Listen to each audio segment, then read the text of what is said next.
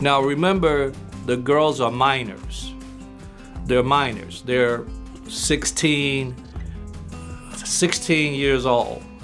The guys are 21, 22 years old. I have a fiduciary duty with minors by the law. There's a certain way I have to manage that.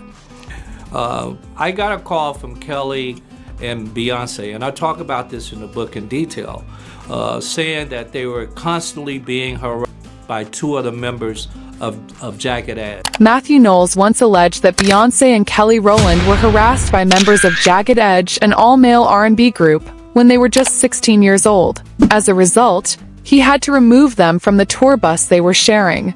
But it gets even more intriguing. The time all this controversy was unfolding, LaToya was in a relationship with one of the members, Brian Casey, while Latavia was seeing Brandon. On an episode of Unsung, Latavia and the members of Jagged Edge shared a different version of events. Latavia said that management had threatened to remove LaToya's mother from the bus, allegedly saying, "If Pam gets on that bus, you're all going to lose your jobs." She stated that Jagged Edge defended Miss Pam because it wasn't right to exclude the girl's mother. That, according to her, is the reason Jagged Edge were forced off the tour bus. Somewhere in Louisiana, and LaToya's mother, Miss Pam, we called her, was gonna ride on the bus with us. And our management was like, if Pam gets on that bus, then y'all are gonna lose your job. We were like, hell no, like, you're not finna kick somebody's mother off a bus, like, you know what I'm saying, like, no.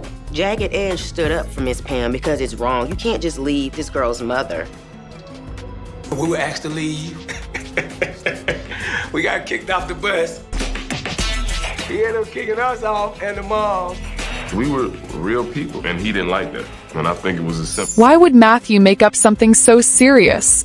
Naturally, people started questioning him, saying things like, "You're focusing a lot on what the Jagged Edge guys did, but what about Jay-Z getting involved with Beyonce when he was even older than them? Don't you have anything to say about that?" And honestly, Mathew's claim that a member of Jagged Edge tried to get with his daughter only fueled the rumors that Beyonce was involved with different people in her early days. We're diving into all of this as we break down yet another false narrative from the NLES that nearly destroyed someone's career. Here's the background. The R&B group Jagged Edge went on tour with Destiny's Child in the late 90s. They were all traveling together on the same tour bus, while Beyonce and Kelly were just around 16 or 17 at the time. When Mathew appeared on Vlad's show to talk about the drama with the group, he made some very specific claims about Beyonce and Kelly. To begin with, Mathew said that early in Destiny's Child's career, they were around music legends like Prince, Marvin Gaye, and Diana Ross, all working in the same California studio. Yes, he seriously said Marvin Gaye, who had already passed away years before, was in the studio recording with Beyonce. At one point, the girls were in the room, in the studio, in Sausalito, California. Prince was in one room. Marvin Gaye was in another room. Diana Ross was in another room. I mean, this is a type of exposure that these ladies had at a very, very early age. Anyway, he also brought up a possible deal with Prince to sign the group, which ultimately didn't come through. He then talked about his time as president of Music World Sanctuary Urban from 2002 to 2007, during which he oversaw a major urban management company and record label. During that period, he signed John B to the label and arranged a tour where Destiny's Child was the opening act for John B, with Jagged Edge performing second. According to Mathew, he received a phone call from Kelly and Beyonce reporting that they were repeatedly being harassed by two members of Jagged Edge. Since he couldn't allow that to continue, he said he had no choice but to remove the men from the bus in Baton Rouge, Louisiana. Before Vlad ended the interview, he asked Mathew how he dealt with a group of men allegedly trying to sleep with his daughter. Mathew responded, "We don't talk about that on camera." Even though he later denied blaming the men directly, it was clear from his statements that he implied the harassment involved inappropriate advances. Mathew also claimed that this particular incident sparked the issues with LaToya and Latavia. He said it was shortly afterward that he received a letter from their attorney stating that Latavia and LaToya would no longer be represented by him. He went on to recall a conversation he had with Donnie Leonard, then chairman of Sony Music, who backed his decision to alter the group's lineup. According to Mathew, Leonard said everything would be fine as long as Beyonce and Kelly remained in the group. He emphasized that the decision to switch members was made by himself and the label, not by Beyonce or Kelly, contrary to what many people in the music industry believed. Additionally, it was well known that Latavia and LaToya had been seeking more clarity around how the group's finances were being handled. That led to major conflict, culminating in a lawsuit where LaToya Luckett and Latavia Roberson accused Mathew of misconduct. The suit alleged that Mathew tried to gain legal guardianship of both girls and refused to share financial details with them or their parents.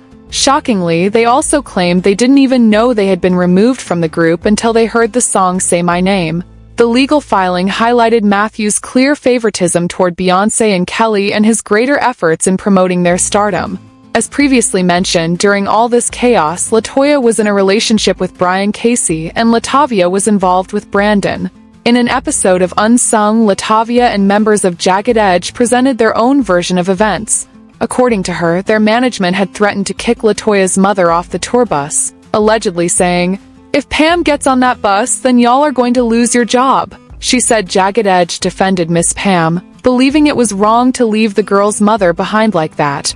Based on their account, that's what led to the group being removed from the bus. Obviously had issues with the crew.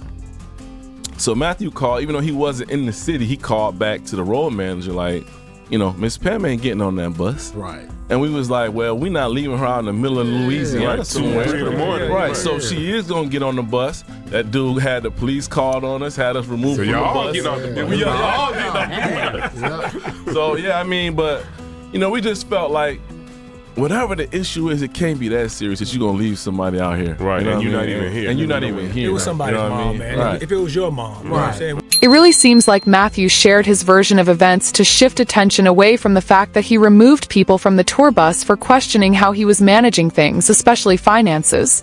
What made things worse was when Mathew Knowles publicly accused a Jagged Edge member of trying to pursue his daughter. It only intensified an already brewing situation. At that point, there were already plenty of rumors floating around about Beyonce's dating life, with talk that she had been romantically linked to multiple men in the music industry. Mathew's statement, whether accurate or not, was seen by some as an effort by a father to protect his daughter's image, or possibly to steer the public narrative. But instead of calming things down, it only fueled the speculation further, leading many to question whether there was any truth behind the stories of Beyonce's alleged relationships during Destiny's Child's early days. Trained at the esteemed Berklee College of Music. Handpicked by my very good friend, Terry Lynn Carrington, Dr. Terry Lynn Carrington, who put together Beyonce's entire female band, which was Mathew Knowles' idea because he couldn't get Beyonce to stop people. Guess you didn't know your daughter well enough. Speaking of that, do you recall when Bun B shared a story about being in the studio with Beyonce and Pimp C? He mentioned that Jay-Z had called the studio to check who was present.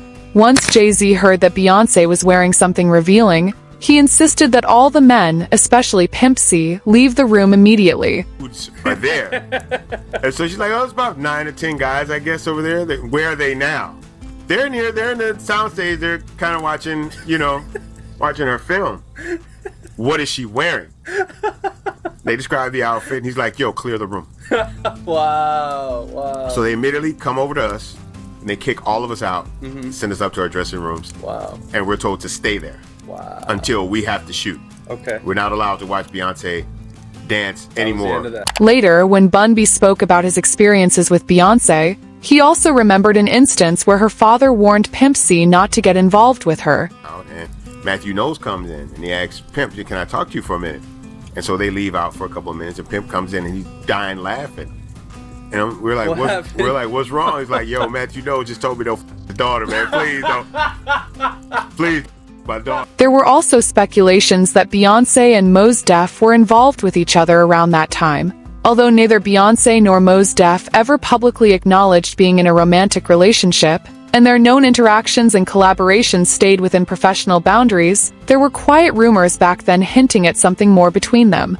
In fact, Sifa Sounds once shared a story about spending a weekend with Destiny's Child during the early phase of Beyonce's career before she reached her current level of fame. Initially, Sifa admitted he wasn't overly impressed with Beyonce, whom he saw as just a pop artist, but eventually said she turned out to be really cool. However, while sharing that memory, he clearly stated that he remembered Beyonce and Mos definitely had something going on. DJ for Mos Def, and we went over to London for some shows, and Destiny's Child was performing there. And I don't know if you know this, and don't tell anybody if you don't, but Mos Def kind of used to mess with. Actually, Sifa Sounds also mentioned that he later ended up working with Pharrell and claimed that Beyonce and Pharrell had a brief flirtation. He clarified that it didn't go too far, but said Pharrell had once commented on how soft Beyonce's backside was. Anyway, circling back to Mathew and the falsehoods he may have spread, people are still trying to understand why he would deliberately damage the group's reputation. Over the years, several possible motives have been suggested. To begin with, during that period there was already tension between Destiny's Child and their management. By pointing fingers at others for inappropriate behavior, Mathew might have been deflecting criticism from his own controversial choices, like removing LaToya and LaTavia from the group. Alternatively, if he believed Jagged Edge had disrespected him, negatively influenced Beyonce or the group, or taken sides with LaToya and LaTavia during the conflict, he may have made the claims out of resentment. Another explanation could be that he was trying to control the fallout from circulating rumors about Beyonce's personal life. By making a public accusation, Mathew might have been trying to garner sympathy for his daughter and push back against the perception that she had been romantically involved with many people. But here's something else worth thinking about. Why have Beyonce and Kelly never spoken publicly about any of this?